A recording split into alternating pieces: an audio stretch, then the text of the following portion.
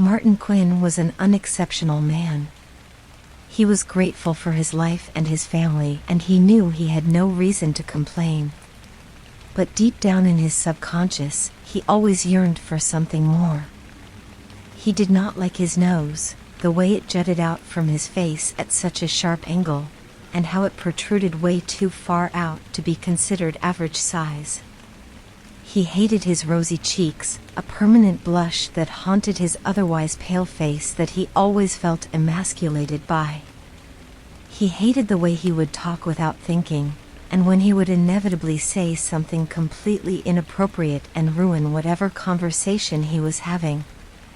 These things all compounded in his mind and gave him a severe inferiority complex, which ensured beyond any shade of a doubt that his romantic aspirations were doomed before the butterflies even blossomed in his stomach.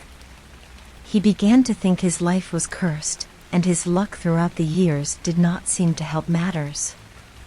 One time, when he worked in a mind-numbing office selling cleaning supplies, a coworker of his decided it was a good idea to light a cigarette indoors, but knew that she couldn't discard the finished cancer stick in her own bin, lest she was caught. So, she decided to throw it into Martin's bin instead.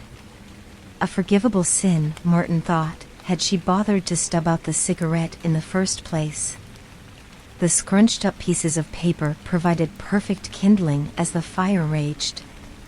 No one was hurt. Fortunately, another coworker noticed the flames and quickly extinguished the mini inferno before it could do any real damage. That day, Martin was called into his superior's office and promptly fired for a multitude of safety and health code violations, without even listening to his urgent pleas that he had never smoked a day in his life.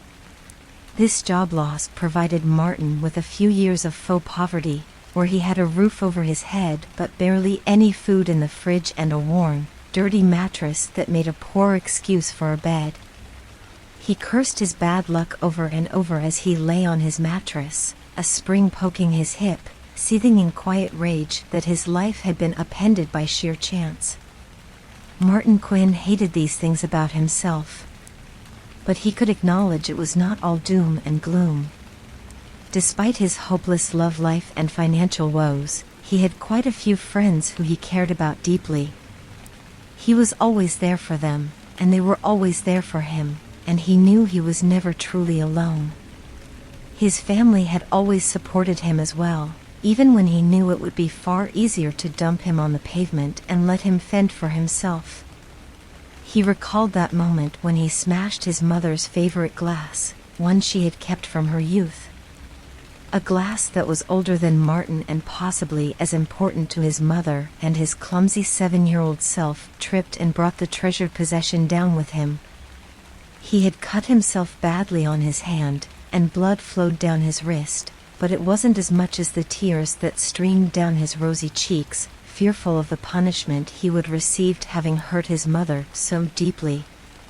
But when his mother had found him whimpering and clutching uselessly at his lacerated hand, she didn't even mention the glass as she tended to his wounds, even though it was apparent it was her cherished glass that shattered into a million pieces, never to be used again. She cried too, but Martin knew she was upset that he had hurt himself, rather than due to his negligence that she would never hold that glass the way she used to when she was his age. Martin always remembered that moment in excruciating detail, and it fostered an unshakable sense of loyalty and duty to his mother.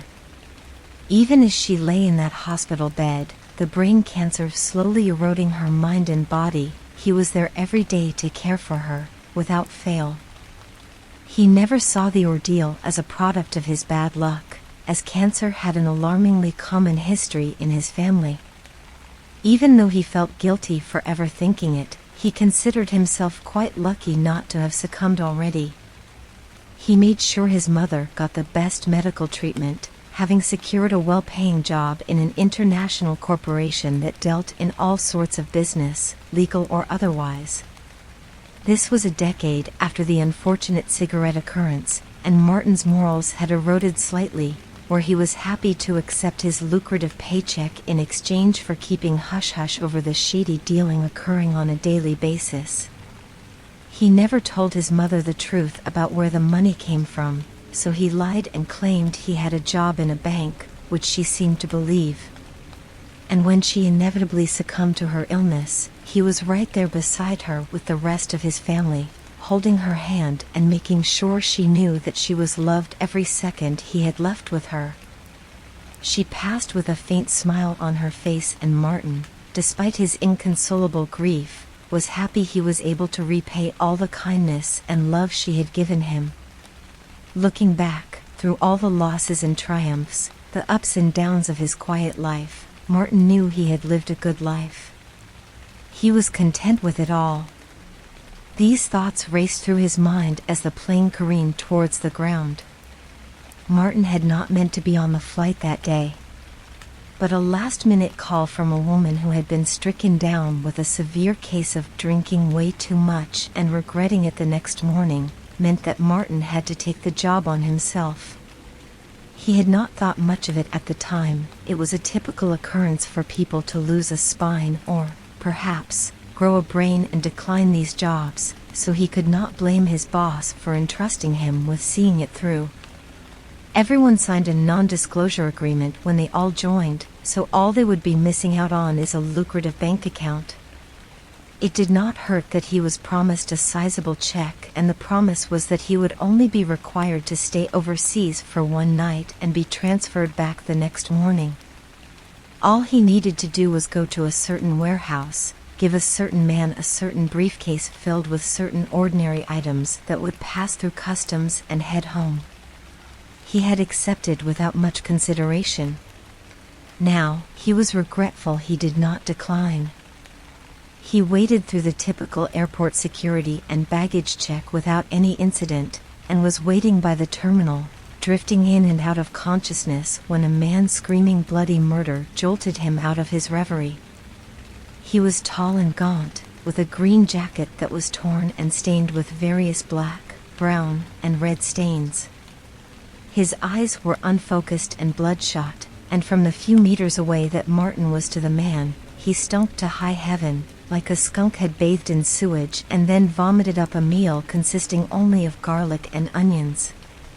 He had a dark bushy beard that covered the lower half of his face, and the hair on his head was greasy and matted, like it had not ever been washed.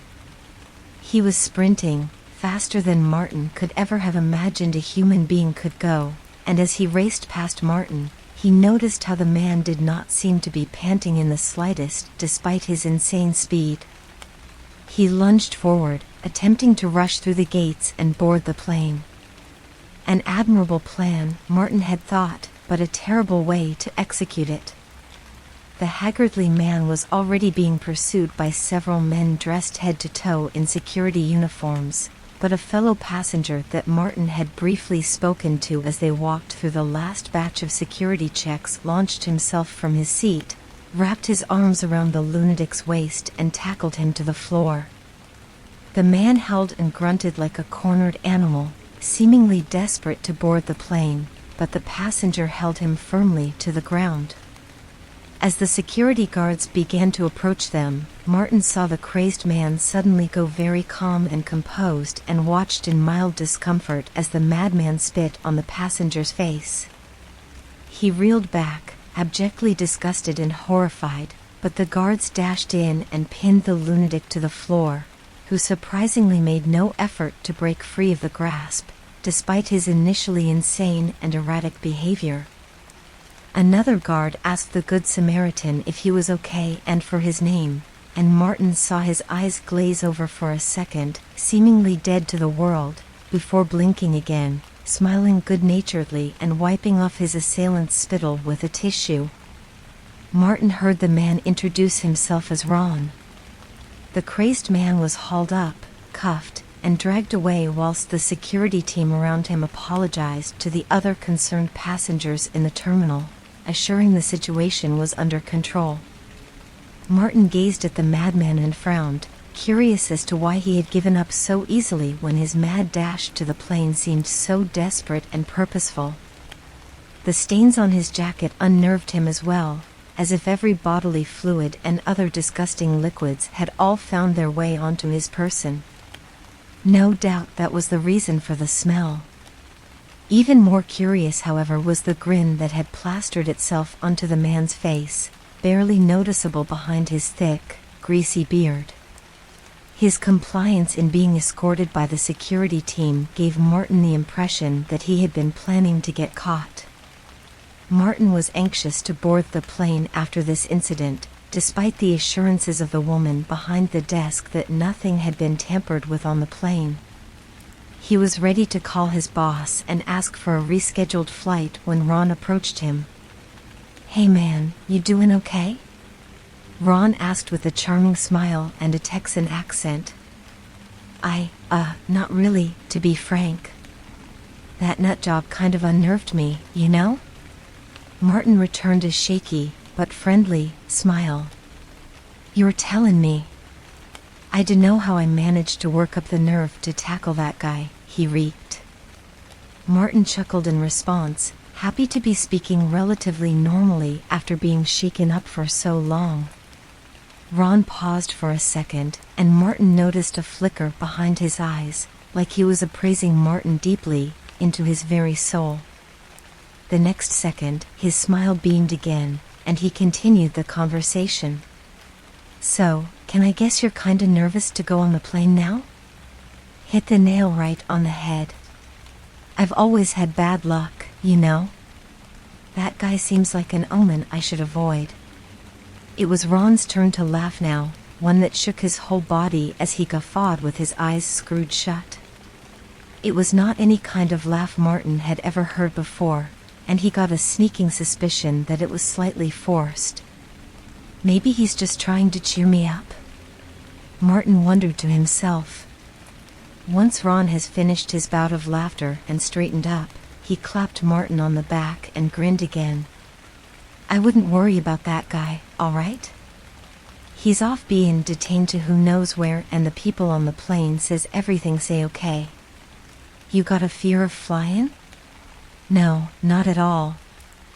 I guess I'm just unbearably cautious." Martin smiled weakly, feeling slightly cowardly talking to the man who had the bravery to stop the madman and still felt comfortable boarding the plane. "It pays to be cautious, my man. But I think this is one time you can let your guard down, you think?" "Why yeah, you're right," Martin nodded after saying this, hoping it would give him an extra boost of confidence. "Come on then, Martin, we gotta get on quick." Ron chuckled, walking towards the walkway for the plane before Martin had a chance to respond. As he caught up with Ron and continued small talk, a small voice at the back of his head getting louder and louder as they approached the plane spoke up. "How does he know my name?" Martin gasped as he stirred from unconsciousness yet again. He moaned softly, too weak to even speak. The plane was still falling, and Martin prayed that it would be over soon. He glanced down at his chest, at all the dark red blood that oozed from the jagged wound. If the plane crash did not kill him, the blood loss would. Martin hoped it was quick. Quicker than cancer at least. His sight flickered, and soon a pool of blackness began working its way into his vision, slowly enveloping all light. He knew he was going to pass out again. Or die. As he slipped into the blackness, his mind wandered to the rapid circumstances that thrust him into his untimely death. The turbulence was non-stop. The plane smashed into unstable pockets of air more often than passengers leaping out of their seats to vomit in the bathrooms. The stewardesses were strapped tightly into their seats, all of them pale and straight-lipped. It did not give Martin much hope. He glanced around at all the panicked faces, mothers clutching their terrified children, assuring them that everything would be okay, businessmen dressed up not much differently from himself, gripping the armrests of their seats and forcing themselves to calm down. Martin felt very much the same. Flying was never a problem for him, but the way the plane shook more and more violently with each passing wave of turbulence terrified him more than anything. In his scan of his fellow passengers, he caught sight of Ron. Where Martin was in the window seat of the row, he was on the aisle seat 5 rows behind. Ron had not noticed or acknowledged Martin the entire flight, ever since they parted ways as they made it to their respective seats. Martin nodded a simple goodbye, while Ron chose to cryptically say enjoy the flight. Martin felt his stomach lurch, and he knew immediately he was another victim to the turbulence that threatened to rip the plane in half. He stood on shaking legs, breathing deeply so as not to vomit prematurely and cause an unwanted mess. He squeezed between the couple that sat next to him, holding hands so tightly their knuckles were white. Martin took a moment to feel thankful he had no one to love. He would have hated to see someone he cared about so scared. Fortunately, when Martin arrived at the bathroom, it was empty with no one waiting outside before him. He smiled weakly, thankful that his luck helped him out this one time. As soon as he lunged into the bathroom, he immediately collapsed onto his knees and hurled into the metal toilet, careful not to touch the bowl and not bothering to lock the door behind him. He lost track of the time he had spent heaving up what seemed to be his last 3 meals, and still he felt unbearably ill. He blinked through tear-stricken eyes and washed his face vigorously with cold water. He took several deep breaths, slowed his heart rate, and gazed at himself in the dirty mirror. "You're going to be fine, dumbass. The plane will land soon, and you can relax for a little." He slapped himself lightly on his cheeks a few times, turning them an even redder hue, but he did not mind. "It's not like I'm trying to chat up any ladies on this flight." As soon as Martin turned to leave the bathroom, there was a scream. It was not a yelp of someone frightened of another bout of turbulence, it was raw, primal. It was a scream of pure fear. Martin scrambled towards the door and pulled it completely shut, and clamped the lock shut. His mind went into complete fight or flight mode, but his brain seemed to absolutely prefer the flight option. Ironic, considering the circumstances. As soon as he collapsed into a ball, back leaning against the door for support, a volley of screams echoed from outside, a mix of pitches and volumes, but all evoking bone-chilling terror.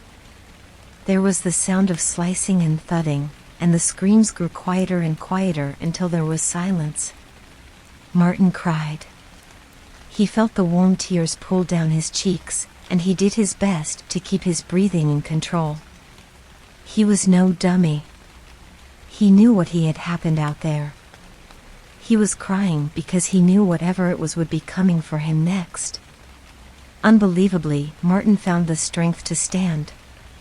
His mind had always been a logical one, and he had immediately reasoned that he would die on this plane, by some horrifying creature or otherwise.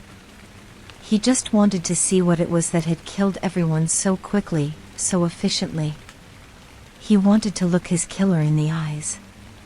He braced himself, took a final deep breath and unlocked the door, stepping out into the madness. The walls were sprayed a crimson red and various body parts lay strewn about the cabin. He saw the young couple that he had been sitting next to. The man was still in his chair, seatbelt attached, and had a hole the size of a rubber ball that went cleanly through his forehead, a clean death all things considered. His girlfriend had not fared as well, unfortunately. She managed to free herself from her seat and made it out into the aisle, where her legless torso now lay motionless. Martin could not see either of her missing limbs. There were too many to distinguish from. Martin's stomach lurched again, and he dry-heaved against the door of the bathroom, cursing his stupid brain for subjecting him to this nightmarish scenario. When he was finished, he straightened up and saw a man standing in the middle of the aisle, maybe 20 feet away from where Martin was stood, his legs shaking like branches in a forest wind. "Ron." He grinned that charming smile of his and spoke in that Texas accent of his, but his lips and veins were the deepest black and his voice had the tint of another voice, deeper and much more sinister. It was hard, you know, to hold myself back. I couldn't help myself. What? Martin almost whispered, his throat unbearably dry from his vomiting spree. I was gonna wait until the plane landed to kill everyone and take you, but I just couldn't stop myself. He laughed again, the same methodical forced laughter, but with that menacing voice looming just on the outskirts. It was the most horrifying thing Martin had ever heard. He gulped in trepidation and willed himself to force out a response. What the hell are you? I'm Ron. No, the hell you're not. You're some demon. Guilty as charged. But I am still Ron as well as being some demon. I don't understand what the hell you're talking about. Martin cried, trying, and failing, to avoid the gaze of the young child he had seen clutched in his mother's arms. Both of his arms had been ripped off, not cleanly either. 2 jagged stumps near his shoulders were all that remained, and his glossed-over eyes met Martin's directly. He whimpered. You know what, you were quite friendly to me when we boarded the plane. I rarely take over anyone that shows me kindness, so I'll reward you with my own kindness. I'll tell you what I am. Martin said nothing, waiting for Ron, or whatever this thing was, to continue. Once Ron felt enough time had suitably elapsed, he opened his mouth to speak again. I'm a kind of force. You know, like gravity? I'm basically that. I'm not sure there's any word to describe me in your language, but I'm sure you have a few examples floating around in that head of yours.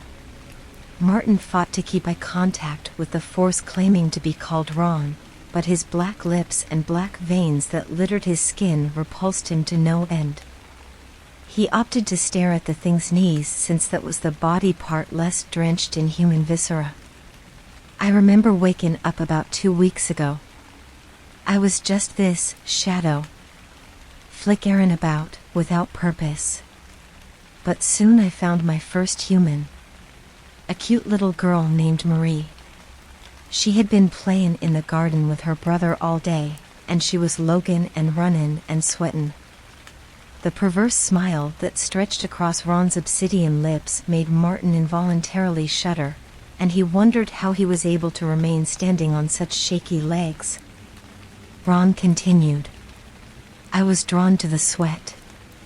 I couldn't understand why, but before I knew what I was doing, I was moving towards her, and then I was her.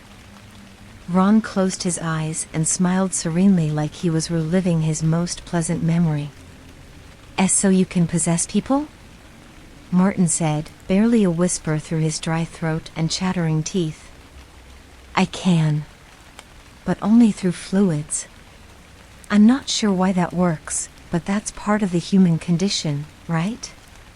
Not knowing much of anything? Ron tilted his head, grinning smugly at Martin. You are not human.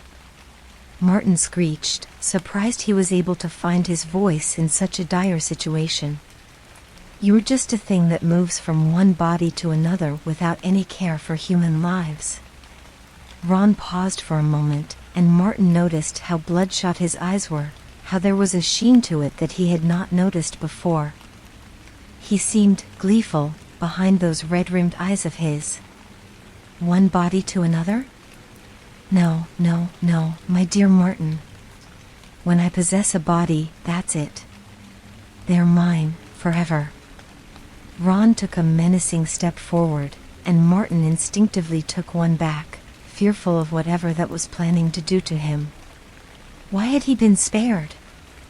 I've taken over hundreds. I am them, and they are me. We are all one. Another step forward. Martin took a shuddering breath and stepped back again, only to hear his boot squished into some gore that lay unceremoniously on the ground. He fought the urge to vomit. So that crazy man, before we got on the plane? That was you as well? You're a smart cookie, Martin. I like that. Yes, I was, and still am, that crazy man as you put it. Of course, that was just an act. I had to find a way to get on this plane, and I decided to sacrifice him. Kinda like chess, I suppose. Sacrifice a pawn so the king can survive. Why you spat on Ron when he tackled you. And thus, I took over him as well. Correct again.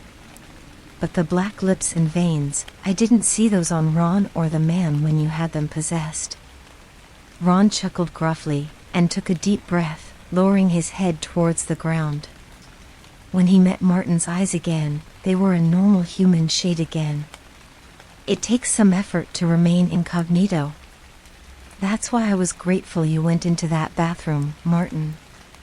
I was itching to get my hands dirty that whole flight. Martin felt a pang of guilt, before burying it deep in his subconscious. These people would have died anyway, that thing would never have spared them whatever he did. So that's why you haven't been caught yet. No one knows you even exist. Correct once again.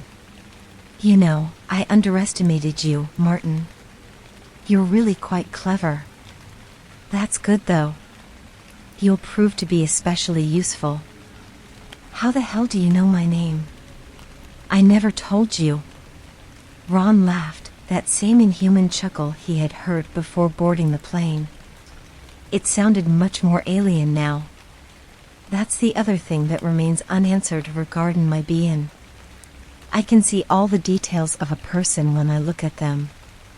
It's hard to distinguish between all the people I see and all the information, but my eyes can always decipher the most important info. And you, Martin, are the most important piece I've ever laid eyes on. Why me? I am just a nobody. What's so special about me? Nothing. There is absolutely nothing special about you, Martin. As you said, you're a nobody. I can see all your inadequacies, all the things you love and hate about yourself, and they mean absolutely nothing to me. You are a truly unexceptional man, in every sense of the word. But with that being said, even nobodies have important roles, important jobs they must do. Martin frowned, taking Ron's pause in the conversation to glance behind him. The cockpit was a few steps behind him. He could make a dash for it, lock himself inside. He was not sure how long he would have to find a weapon, but he knew it was not long. He would have to be quick and resolute. This was his only chance to be a hero. But Martin was not a hero, and he knew it. No matter how much he screamed at his legs to move, they were rooted to the spot. He whimpered at his cowardice, before turning his attention back to Ron, who elaborated. I saw where you're heading to after you land.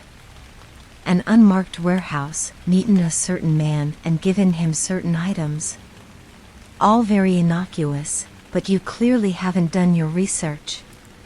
What? Martin stammered. The man you're meeting, well, let's just say he has a very high position in a certain government, very influential.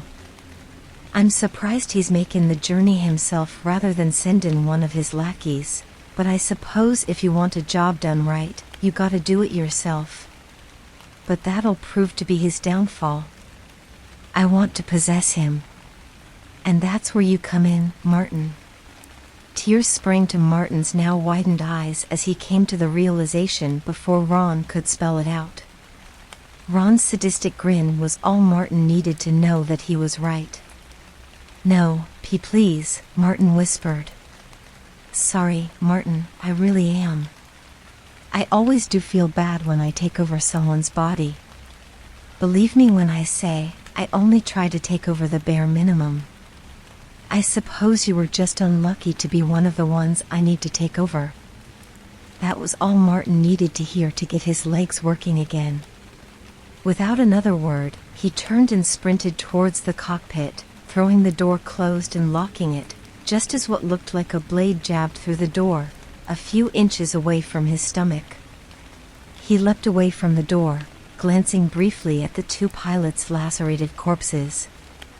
They must have just been able to turn the autopilot on before succumbing to their wounds. Martin took a moment to mourn them along with all the other passengers on board. He was going to make sure their deaths were not in vain. He scoured the entire cockpit, flinching slightly when hearing the chuckles of Ron behind the door, and the playful way he would send a blade through the door. Looking closely, Martin could see they were pure shadows, like Ron had said his original form was, shaped like blades. Clearly what he utilized to massacre everyone on board.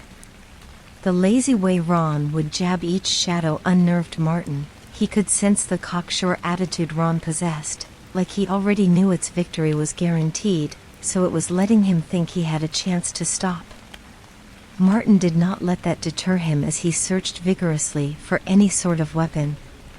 Then, by a moment of sheer luck, Martin happened to glance under the co-pilot's seat, and he saw it. A revolver.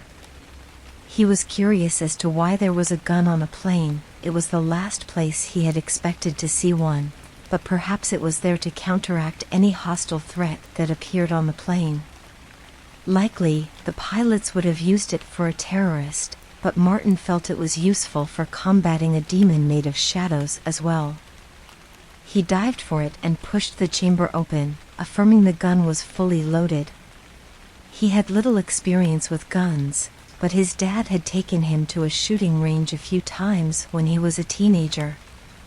He did not particularly enjoy those sessions, but he was thankful for them now. They could very well have just saved his life. As he stood and turned towards the door, he saw 6 shadows pierce the door simultaneously and rip it off its hinges. Ron hovered in the air, supported by a cloud of midnight black shadows. His black veins and lips were more pronounced than ever.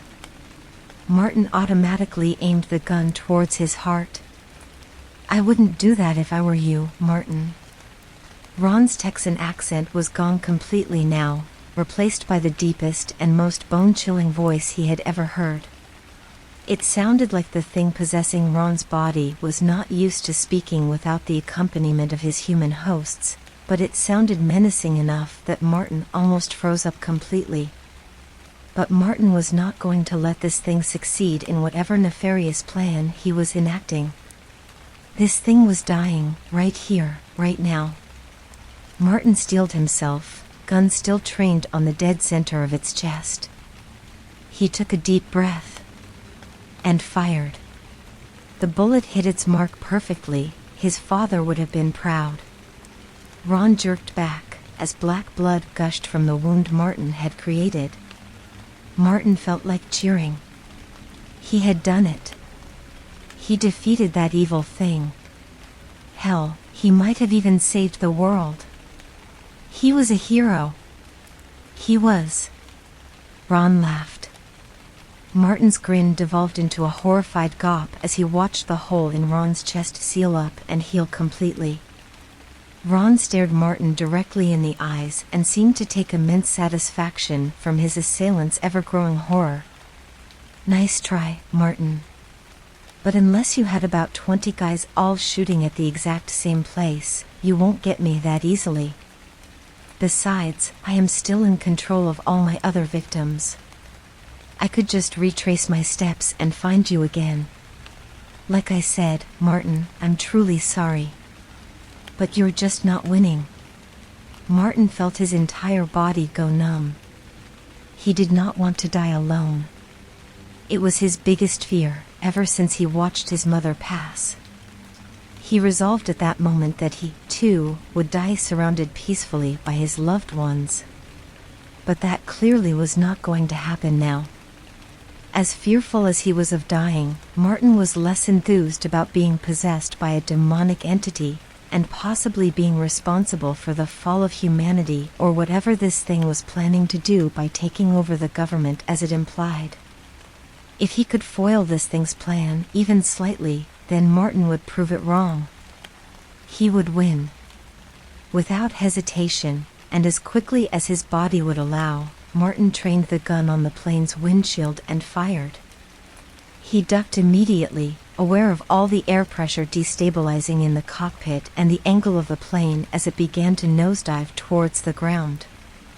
He braced himself against the control panel, in between the pilot's seats.